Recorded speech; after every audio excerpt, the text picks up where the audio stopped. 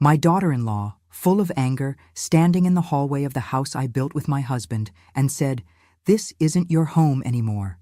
And my son, her servant, didn't say a word, just stood there while she packed my life into boxes. I walked out with nothing but a purse and a deed clause my husband left behind. 3 weeks later, I walked back in as her landlord, and by the end of it, I buried my own son because of her, exposed her lies, and took full custody of the only people that mattered. This isn't a story about revenge. It's about survival. And I'm sure you're not ready for what happened next. Before we begin, make sure to like and subscribe, and please tell me and others, what's one life lesson everyone should hear before it's too late? Share it in the comments below. Thanks. I came home on a Sunday afternoon expecting to put away some groceries and maybe start the laundry, nothing dramatic. I'd been gone for 3 days, just a quilting retreat with my church group, nothing fancy. But when I pushed open the front door, something felt off before I even stepped inside. The smell was different, cleaner, emptier. My shoes weren't by the entryway. The little basket I kept my keys in was gone. I walked in, set my purse down, and called out, "Mark?" Nothing. The kitchen was quiet, too quiet. Then I saw the boxes, 5 of them, taped shut, stacked in a corner like some delivery waiting to be hauled away. One of them had my handwriting on the side, Christmas china. My stomach flipped. I walked to the hallway and saw that the door to my room was wide open. Inside, the bed was stripped. The dresser was bare. The framed photo of me and Frank, the one from our 40th anniversary in Branson, was face down on the floor, glass cracked. And standing right there in the middle of it was Vanessa, arms crossed, like she'd been waiting. "We talked about this," she said, calm like she was reminding me I left the milk out. "You said you'd start looking for a place." I didn't answer right away. I didn't even understand the question. What is this?" I finally said. "Where's Mark?" "He's not getting in the middle," she said. "You've made this house a nightmare. It's not working. You can't stay here anymore." My hands started shaking. "You're kicking me out?" She rolled her eyes, actually rolled them. "Don't be dramatic. You've known this was coming. You've been living here rent-free for 4 years, Anne. It's time you figured things out." I didn't know what hit harder, her calling me by my first name like I was some tenant, or the way she said 4 years like I'd been squatting here out of laziness instead of grief. Frank died in this house. I buried him and then moved in with Mark and Vanessa because I couldn't function, because they offered. I didn't even argue back. I just turned to go find my son. He was in the backyard, by the fence, pretending to fix a broken latch that didn't need fixing. "Mark," I called. He didn't look up. "Did you know about this?" His silence hit harder than her words. "Mark," I said again. He just kept fiddling with the latch, like if he stayed quiet long enough the whole thing would go away. I walked back into the house, past Vanessa, who was already scrolling through her phone. "You've got till tonight," she said without looking up. "Boxes are already packed." I spent the next 2 hours quietly sorting through what was left. Some of my clothes, a few framed pictures they hadn't already tossed into a bin, a mug that said, "World's okayest mom." Mark got me when he was 16. I didn't cry then. Not yet. It wasn't until I was in the car, parked behind the Dollar General at 10 p.m., that the tears came. Not loud sobbing. Just slow, awful ones that ran down my jaw and neck like they were trying to sink me. I felt like I'd been erased. No argument. No discussion. Just a box and a deadline. I stayed there overnight in the driver's seat. Engine off, wrapped in a scratchy emergency blanket I kept in the trunk. In the glove box looking for Advil, I found the little envelope Frank gave me 6 months before he died. "In case anything happens," he'd said. I never opened it. I don't know why. I was afraid of what it would say. But now I did. And inside was one sentence. "You still own 51%. Below it was a copy of the deed. My name. His signature. I stared at it until the sun came up. And for the first time in 2 years, I didn't feel broken. I felt angry, and it felt like home. I didn't sleep the night I read that deed. I just sat in the driver's seat, staring at the photocopy Frank had left behind.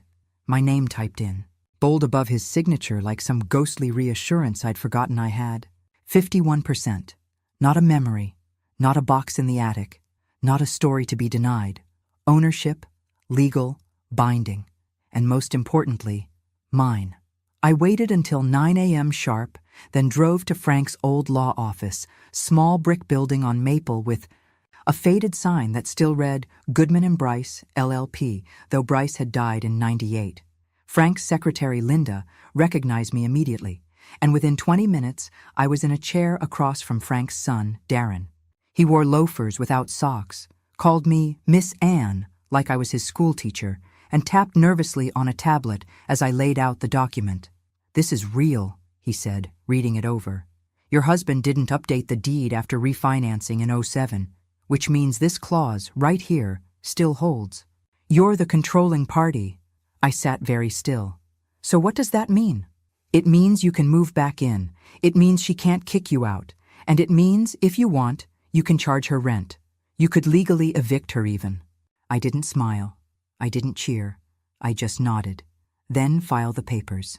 He blinked. "All of them?" "All of them." He got to work. That night I stayed at Darlene's condo, curled up on her floral couch eating cold chicken salad while she tried not to ask what I was planning. "Just give me 2 days," I told her, "and maybe an old suitcase." She handed me one with a broken zipper and said nothing more. I spent the next 48 hours prepping. I pulled my name from the house's utilities. I rerouted mail. I had Darren file a re-entry affidavit that would reach the county and Vanessa by Monday. And I called an old friend of Frank's, retired cop named Lou, who now installs legal security systems for elderly homeowners. "Need inside cameras," I told him. "Just the living room and kitchen. I want documentation of everything." He didn't ask questions. By the time Monday came, I wasn't wearing grief anymore. I was wearing court shoes, a pressed blouse, and an envelope under my arm with every legal document I needed. I pulled into the driveway like I owned the place, because I did. Vanessa was in the front window with a cup of coffee and a face that said she'd just swallowed a bug. Mark wasn't home. I knocked, then opened the door without waiting. She stepped forward, blocking the hallway. "You can't just—" I held up the lease. "I'm not moving back in as your mother-in-law," I said calmly. "I'm moving in as your landlord." She stared at the paper. "This is a joke. The new rent is listed, due the 5th of every month, utilities not included. Also, you no longer have pantry access. That's for paying tenants." Her mouth opened, closed. "Mark didn't approve this. Mark doesn't own the house." I walked past her into what used to be my room. It was empty, but not for long. Darlene's suitcase rolled in behind me, followed by the camera tech and 2 boxes labeled Documents and Essentials. I spent the afternoon unpacking while Vanessa stormed around the house like she could will the walls to collapse. Around 5 p.m., Mark came home. I heard his keys before I saw his face, and when he turned the corner, his shoulders dropped like he'd been carrying a mountain. "Mom," he said, "what are you doing?" "Living in my house," I said simply.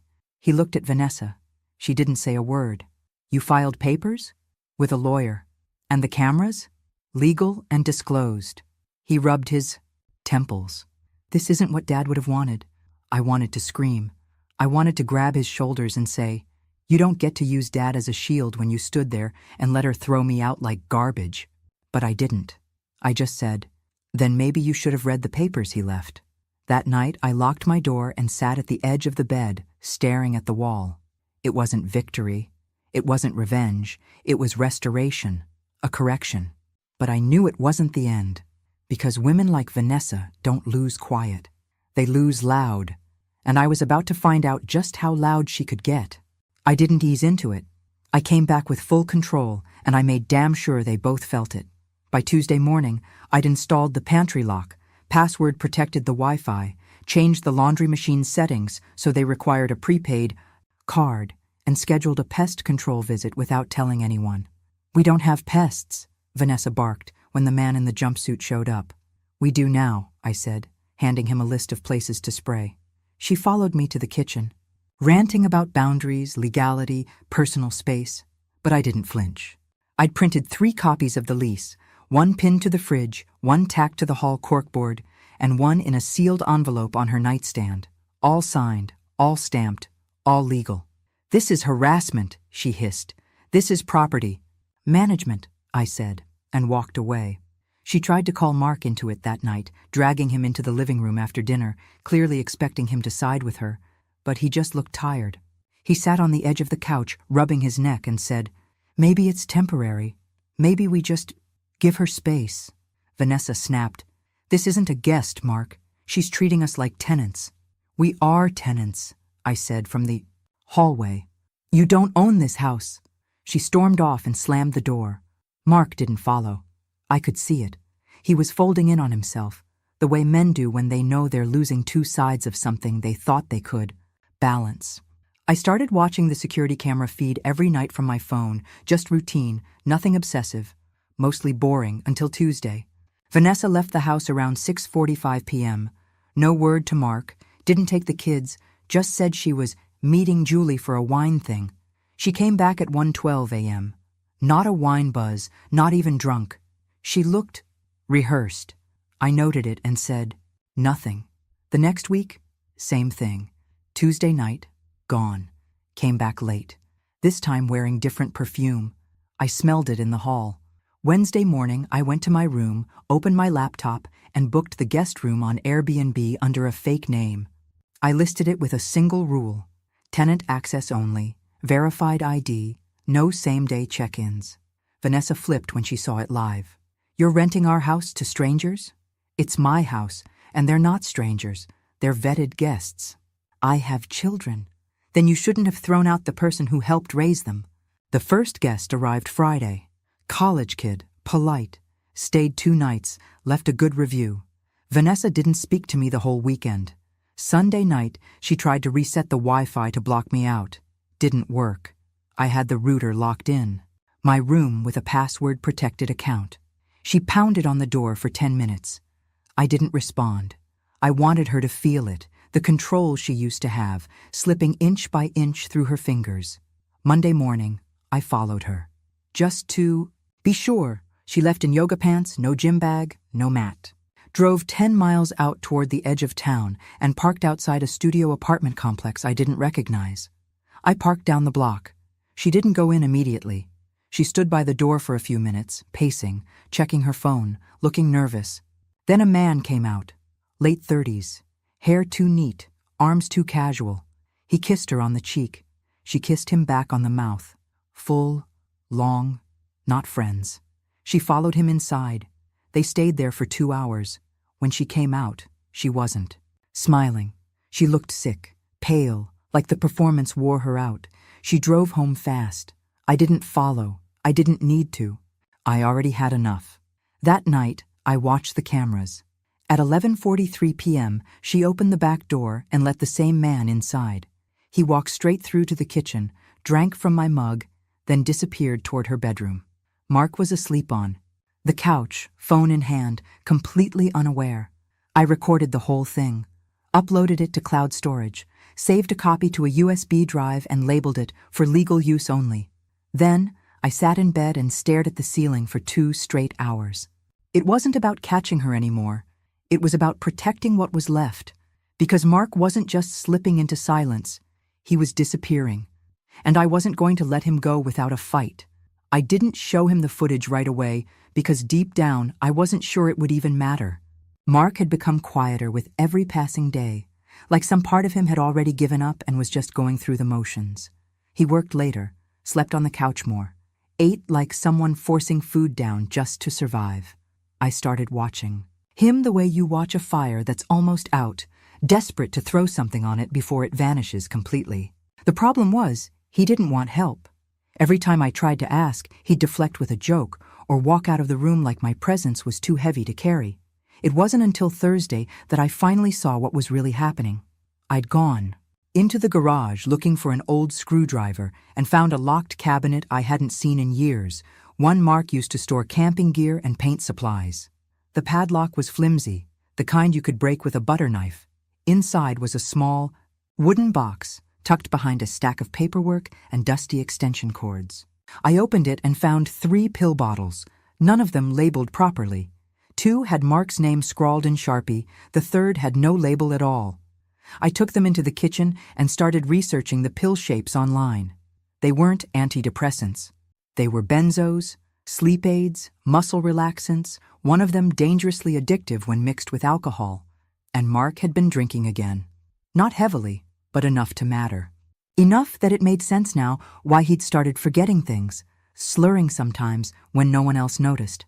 That night, I waited until he got home.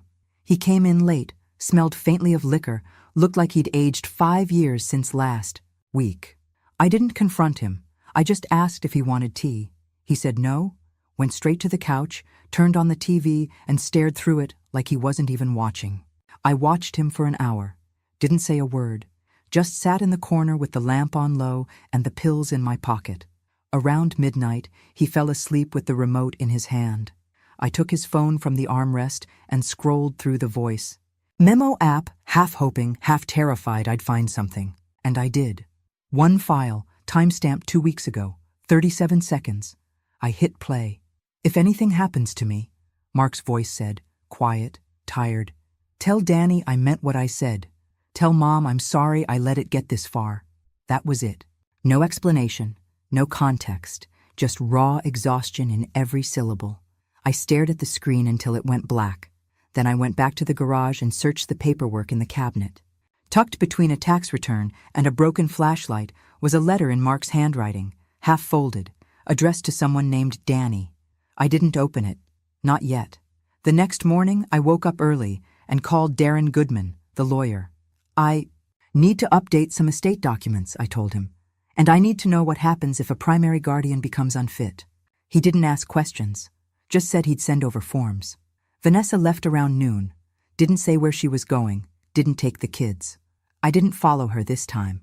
I already knew where she was going, and I didn't need more proof. I needed to plan.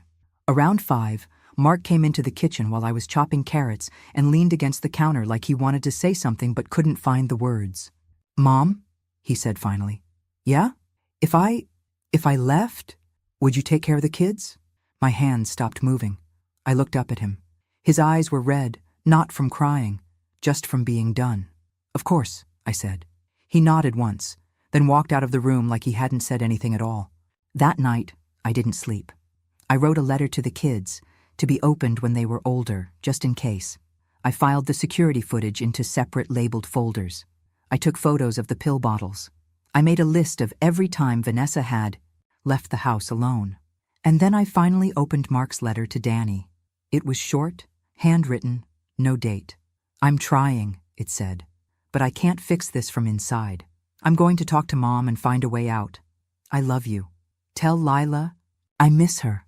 Lila, a daughter, a second life, one he'd kept hidden, one he maybe hoped to have back. I held the letter in my hands like it was something sacred, something broken, something lost. I didn't cry. I just whispered, I'm sorry, baby, and put it in the fireproof safe under my bed. Because now I knew for sure. Mark wasn't just drifting.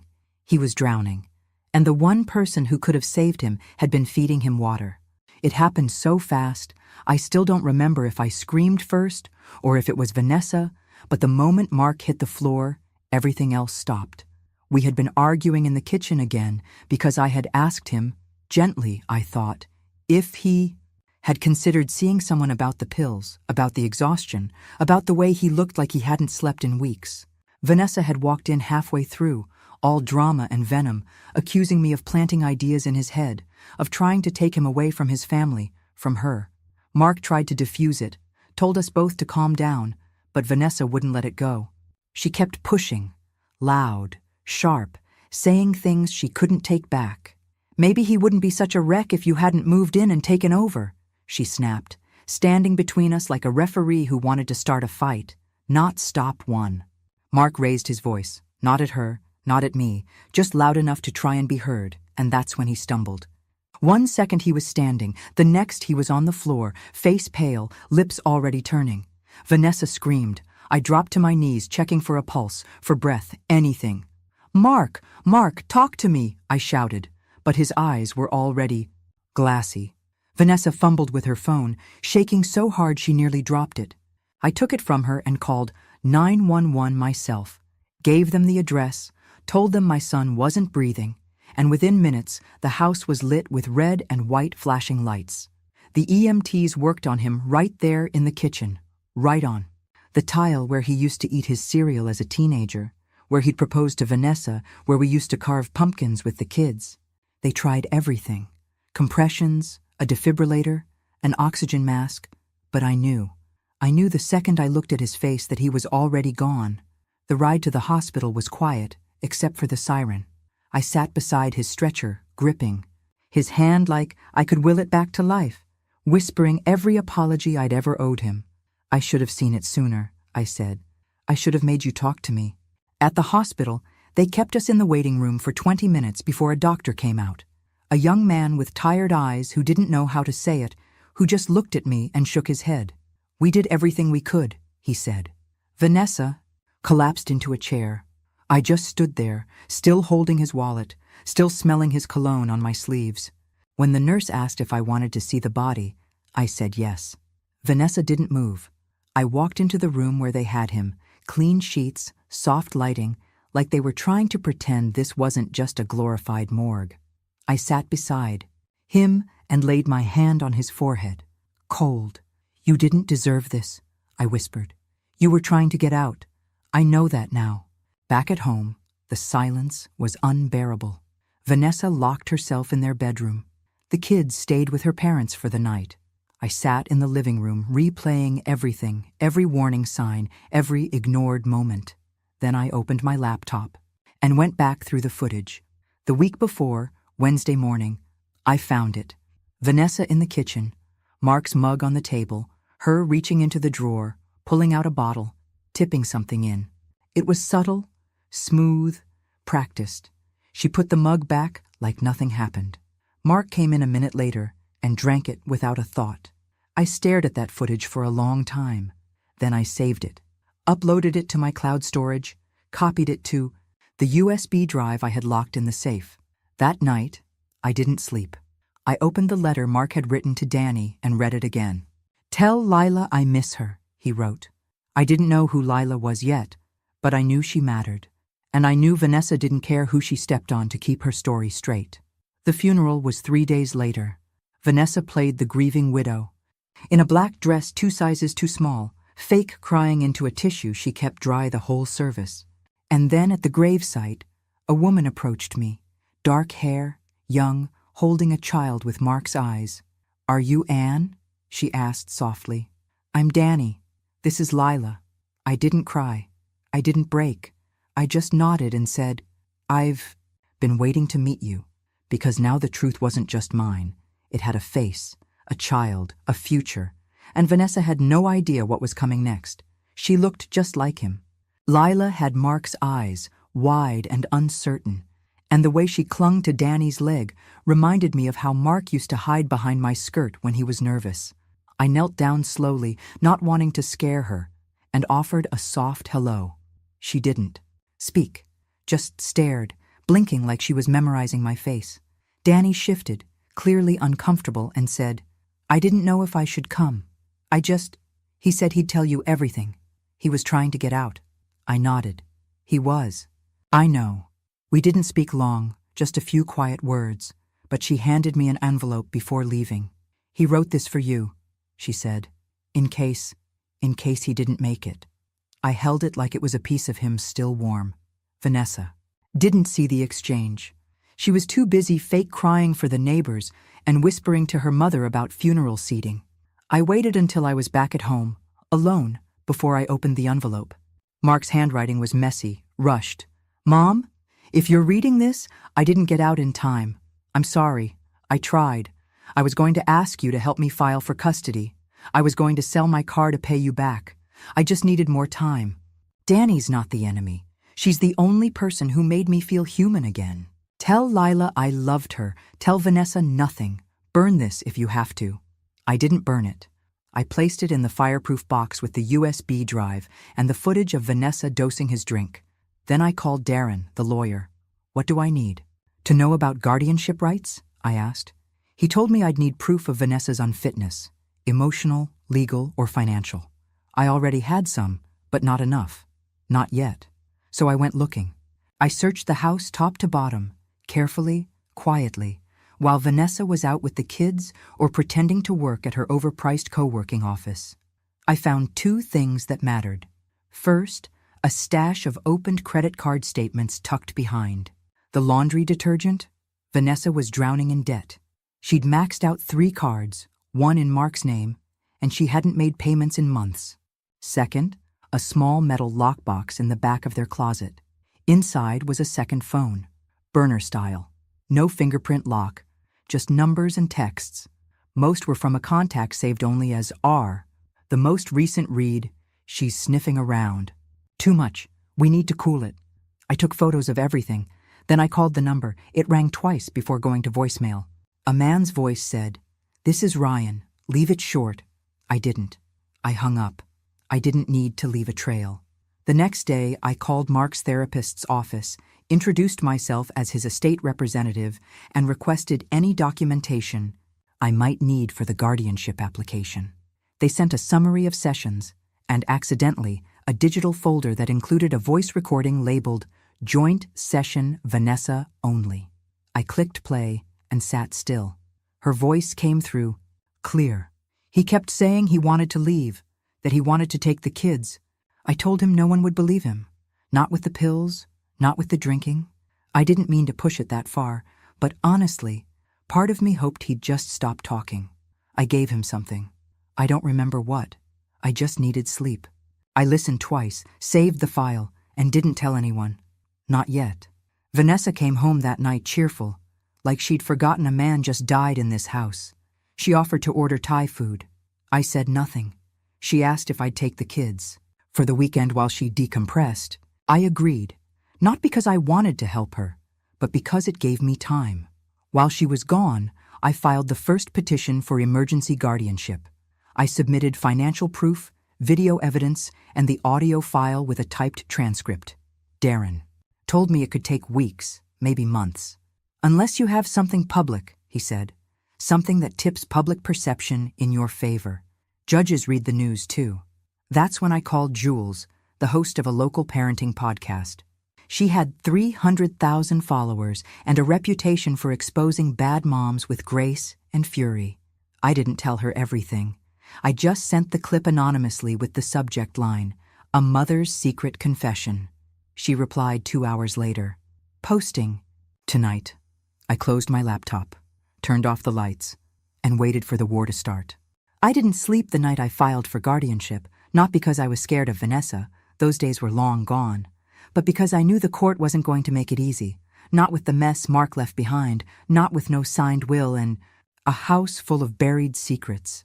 The court clerk gave me a filing date 2 weeks out and told me if I wanted emergency status, I'd need proof, hard proof, that those kids were in danger. I had some of it, the therapist tape, the drug footage, the financial mess, but nothing with blood on it, nothing that couldn't be twisted by a decent lawyer. And Vanessa had one now. A fast-talking woman from Des Moines who looked like she ate grandparents for lunch and posted fake motivational quotes on Instagram in between custody wins. I found out through a neighbor that Vanessa had hired her after the podcast episode started circulating. The episode hadn't gone viral in the way I hoped, but it hit enough ears to shake things up, especially at the kids' school, where a couple teachers pulled them aside and started asking quiet questions. I hadn't leaked the file myself. I sent it anonymously through a burner email to a local parenting podcast that focused on maternal burnout and legal gray zones.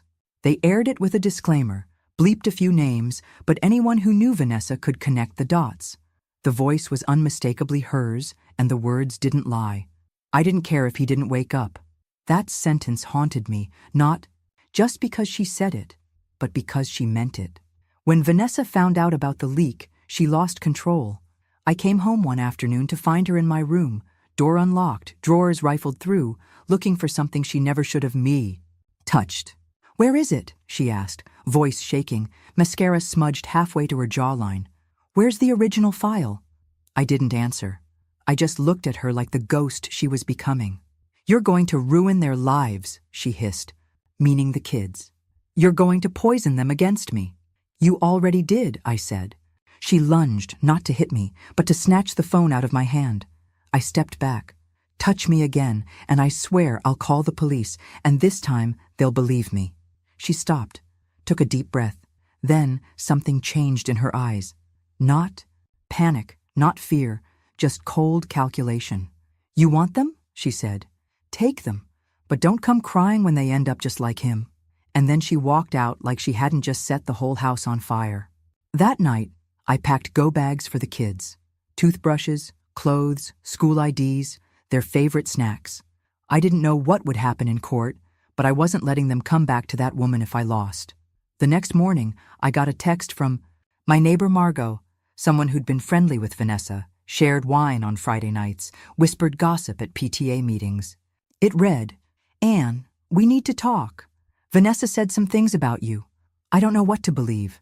I invited her over for tea and showed her everything. The court papers, the letter from Mark, the therapist tape.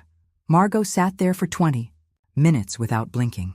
"She told me you were emotionally unstable," she said. "Said you were manipulating the kids and trying to take her house." "She said that because she knows she's about to lose," I replied. Margot left that afternoon and posted a Facebook update that started with, "Sometimes people aren't who they seem." Within 24 hours, 3 other neighbors unfriended Vanessa. I didn't cheer. I didn't celebrate. I just filed it under evidence of community instability, printed the post, and added it to my court folder. The day before the hearing, Vanessa came home drunk. I could smell the wine before I even heard her stumble in. She kicked over a plant in the hallway, laughed, then started yelling at the wall. She thinks she can take them? She thinks she's some savior? I told the kids to stay in their room, locked the door, and waited. At 3:12 a.m., I heard footsteps. My door handle jiggled. Then a whisper, "I should have buried you when I had the chance." I didn't respond. I had the whole thing recorded on camera, audio clear, time-stamped. I emailed the clip to my lawyer with the subject line, "Final Exhibit." That morning, I ironed my best blouse, packed the court documents, USB drives, photos, and 3 letters. 1 from Mark, 1 from Danny, and 1 I'd written to the judge myself. I wasn't going to win with rage. I was going to win with precision. The kind Frank used to say could slice a lie in half before it had time to breathe. I looked in the mirror and didn't see a widow or a mother or a landlord. I saw a line in the sand.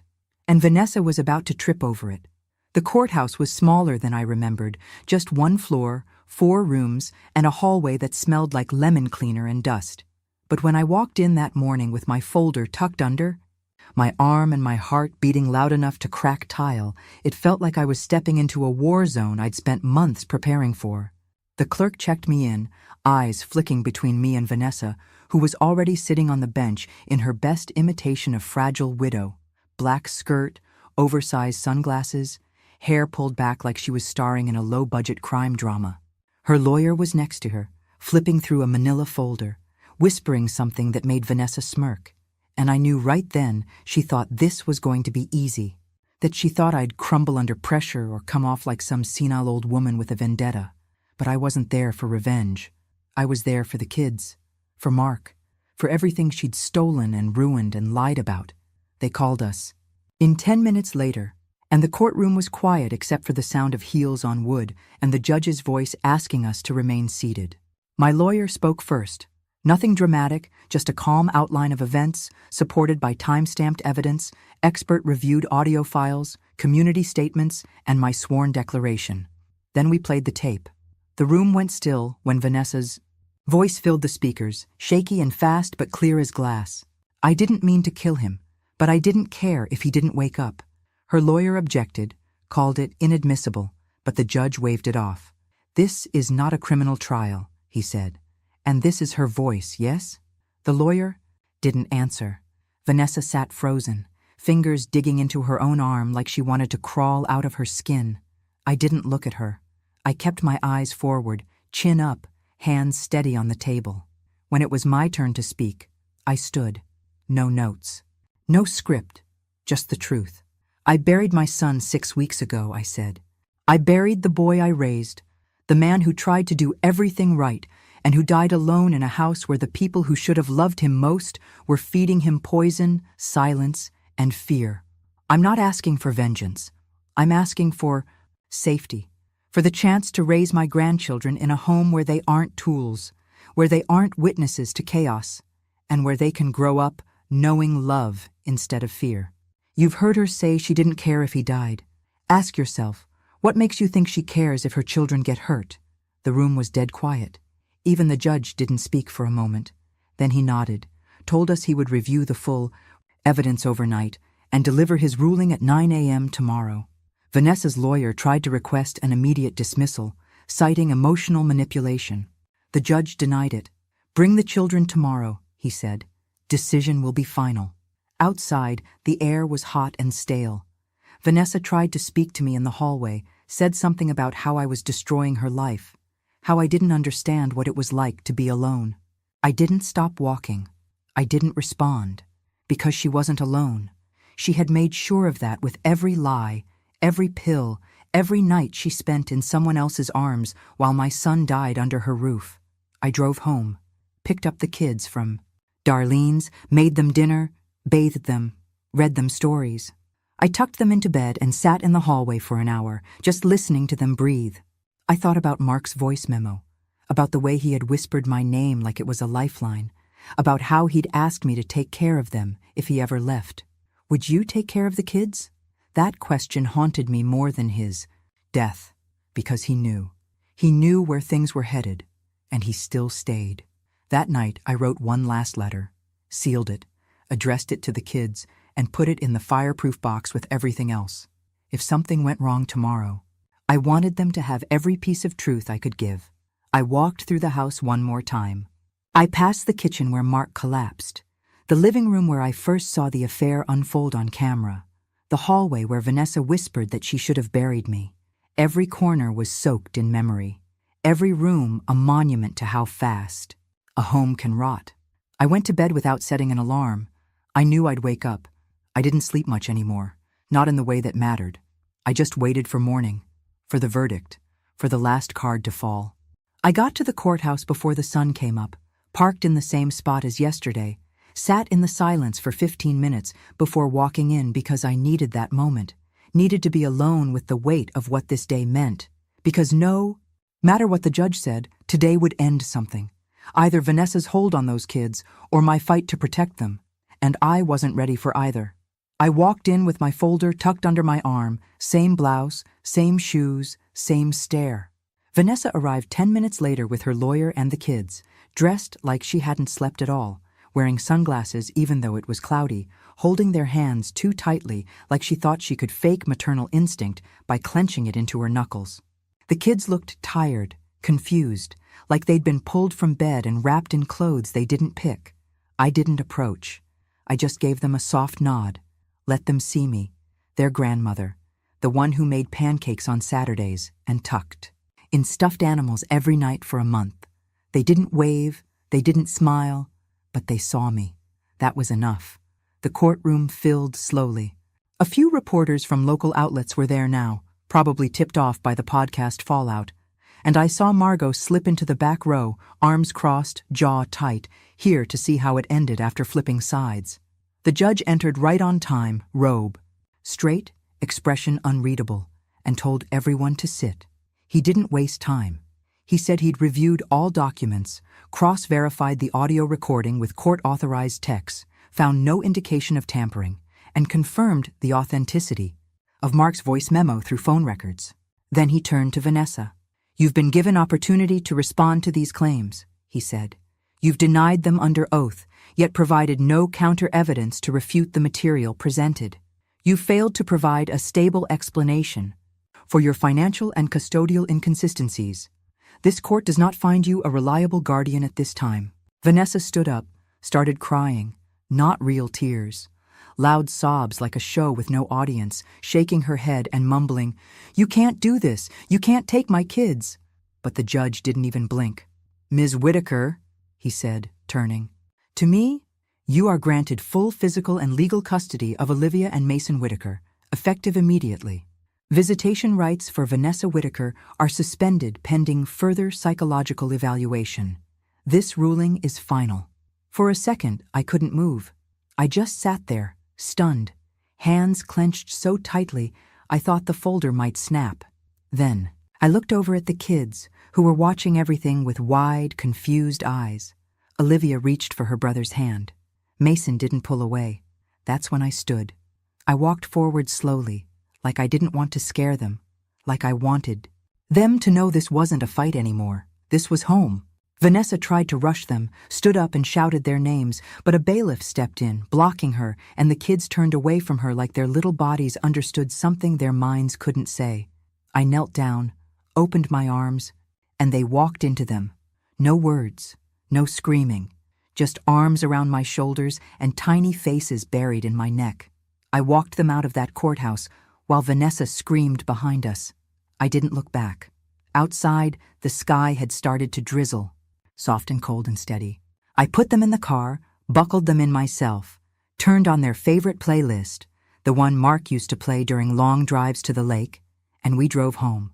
No police, no more forms, no more threats, just 3 bodies in a car, quiet and breathing, heading back to a house that finally belonged to the living. At home, I showed them their rooms, gave them snacks, turned on cartoons, and sat in the kitchen without speaking for 20 minutes. Not out of shock, out of release, the kind that doesn't look like joy or relief, just stillness. I picked up the phone and called Danny, told her what happened. She cried, said thank you, asked when she could see them. I said soon. Then I went into Mark's room. It hadn't changed much. I hadn't let myself touch it. His old baseball glove was still on the shelf, his cologne still on the dresser. I sat on his bed and opened his phone, the one I'd kept charged in my drawer for weeks, and played the voice memo one last time. If anything happens to me, tell Danny I meant what I said. Tell Mom I'm sorry I let it get this far. No, baby, I whispered. I know you tried. And for the first time since he died, I let myself cry. Not quiet tears, not polite ones, the kind that wreck your chest and don't ask permission, because the fight was over. But the ache never would be. The house is quiet now, not the kind of quiet that makes you lonely, but the kind that lets you breathe, lets you finally hear yourself think without fear or footsteps in the hall that don't belong. And for the first time in a long time, it feels like mine again. Not because the deed says so, or because a judge granted me custody, but because it holds my people, even if one of them only exists now in the things he left behind. I wake up before the kids most mornings, make coffee, stand on the porch in Frank's old robe, and listen to the hum of a neighborhood that finally doesn't look at me like I'm the problem. I take care of them, Olivia and Mason, every breakfast, every bath, every story, like it's a sacred promise I'm keeping for someone who asked me to do one last thing before he slipped away. They're adjusting, slowly. Mason barely speaks in full sentences anymore, not since the court day, but he doesn't flinch when I tuck him in, and he holds Olivia's hand every time we cross the street. Olivia still draws pictures of her dad. Stick figures with short brown hair and wide shoulders, always smiling, always holding her hand. Sometimes I find them folded and hidden in her pillowcase. I never move them. I just smooth them out and let them stay. A week after the ruling, I converted the guest room into what we now call Dad's room. We didn't decorate it like a shrine, just a quiet space with his guitar, some framed photos, his favorite flannel on a hook, and a lamp with soft light that makes the air feel calm. The kids go in sometimes when they miss him. They sit on the floor, play his music, look at the photo books I printed for them. I don't follow. That room is theirs to keep as long as they need it. Danny came by last weekend, brought Lila with her, and when Olivia saw her little sister for the first time, she didn't cry. She just stared, then asked if they could play.